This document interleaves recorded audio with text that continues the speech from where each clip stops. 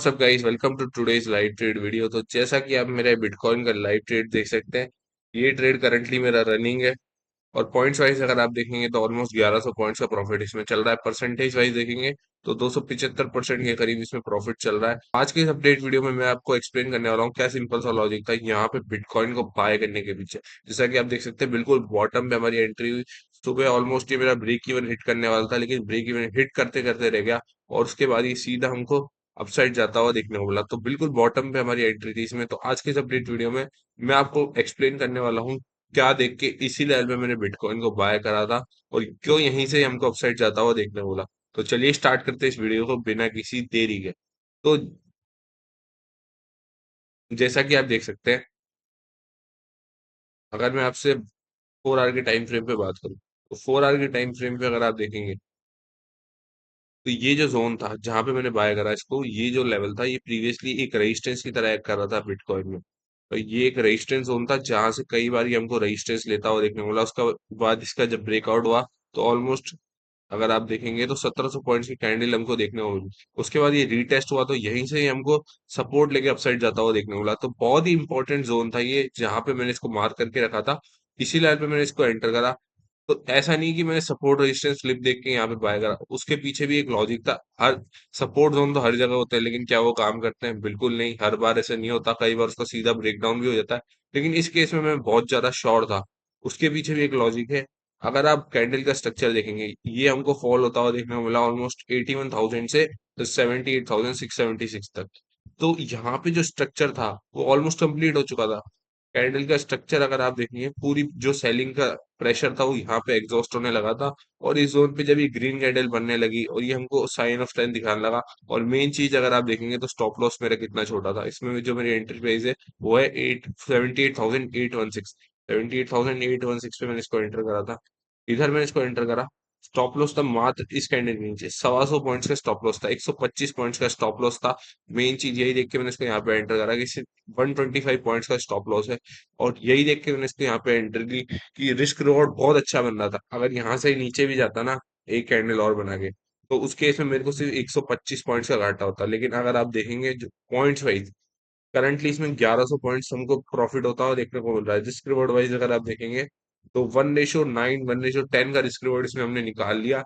कुछ ही इसी सिंपल सा लॉजिक के बेसिस पे। यही सिंपल सा लॉजिक था इस लेवल पे लॉन्ग का ट्रेड लेने के पीछे। और इसमें जो मेरा टारगेट है वो अभी कंप्लीट नहीं हुआ, इसलिए मैं इसको होल्ड करके बैठा हूँ। मेरे को लगता है एटलीस्ट इन आइस को टेस्ट करने के लिए जा सकता है, 81,000 तक जा सकता है। इधर कहीं पे मैं इसको बुक करने का ट्राई करूंगा, या फिर अगर अब ये यहाँ से इधर तक आने लगेगा, इस कैंडल के हाफ तक 79,200 300 आने लगेगा वापिस, तो उस केस में मैं इसको बुक कर लूंगा ट्रेलिंग एसएल के साथ। अदरवाइज मैं इसको अच्छे खासे प्रॉफिट के साथ होल्ड करने वाला हूँ अपने टारगेट तक, जो कि मेरे को लगता है आना चाहिए मार्केट के स्ट्रक्चर के अकॉर्डिंग। इस ट्रेंड की अगर आप देखेंगे, ये जो सेलिंग का ट्रेंड है, इसके हाफ तक इसको आना चाहिए, जो कि है 80,000, 81,000, 80,500, 81,000। एक बार अगर इसका ये ब्रेकआउट कर देगा तो पता नहीं फिर कितना 200-300 पॉइंट्स फ्लो में और मिल सकते हैं। इसलिए मैं 81,000 का टारगेट इसमें लेके चल रहा हूँ। अगर इन केस यहाँ तक आता है तो वेल एंड गुड, नहीं आता यहाँ से रिवर्स देने लगता है तो उस केस में मैं इसको अपने ट्रेलिंग एसएल के साथ बुक कर लूंगा बिना किसी दिक्कत के। तो यही सिंपल सा लॉजिक था।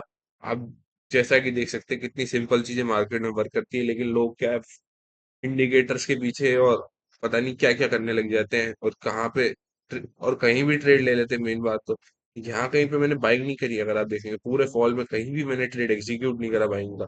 सिर्फ इसी जोन पे एग्जीक्यूट करा जहां मुझे लगा ये हाई कन्फ्लुएंस जोन है, इधर ही मैंने इसको बाय करा। और एग्जॉस्ट होने के बाद ही बाय करा।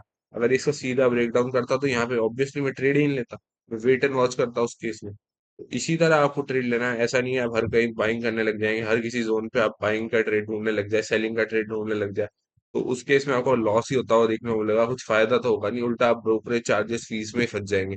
अगर आप 2-3 बार भी स्टॉप आउट होते हैं, ब्रेक इवन पे भी स्टॉप आउट होते हैं, तो आप, तो जैसा कि आप जानते हैं इधर फीस बहुत हाई लगती है, तो उस केस में भी आपको लॉस ही होता हुआ देखने को मिलेगा एट द एंड।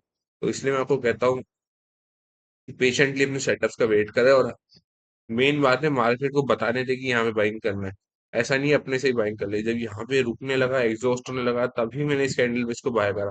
अदरवाइज ये ग्रीन, अगर ये रेड कैंडल यहाँ से कंटिन्यू करती, एक बड़ी रेड कैंडल और बनती, तो मैं यहाँ पे कुछ भी ट्रेड नहीं लेता। तो आई होप आपको समझ आ गया होगा कि मैं आपको क्या बताने की कोशिश कर रहा हूँ। हर हर जगह पे ट्रेड लेने की जरूरत नहीं है, सिर्फ हाई कॉन्फिडेंस जोन का वेट करे और मार्केट को प्रूफ करने दे कि वो साइन ऑफ स्ट्रेंथ या साइन ऑफ वीकनेस दिखा रहा है। साइन ऑफ स्ट्रेंथ का मतलब इस जोन के ऊपर वो सस्टेन कर रहा है, और मार्केट सेलिंग का जो ट्रेंड है वो एग्जॉस्ट होता हुआ देखने को मिल रहा है लोअर टाइम फ्रेम में, तभी आपको बाय करना है। तो यही सिंपल सा लॉजिक था इस लॉन्ग के ट्रेड के पीछे। और आई होप आपको समझ आ गया होगा कि क्या देख के इस लेवल में मैंने इस ट्रेड को एग्जीक्यूट करा था। आज के इस अपडेट वीडियो में बस इतना ही था। मिलता हूँ आपसे नेक्स्ट वीडियो में किसी और लाइव ट्रेड के साथ। Thank you for watching this video.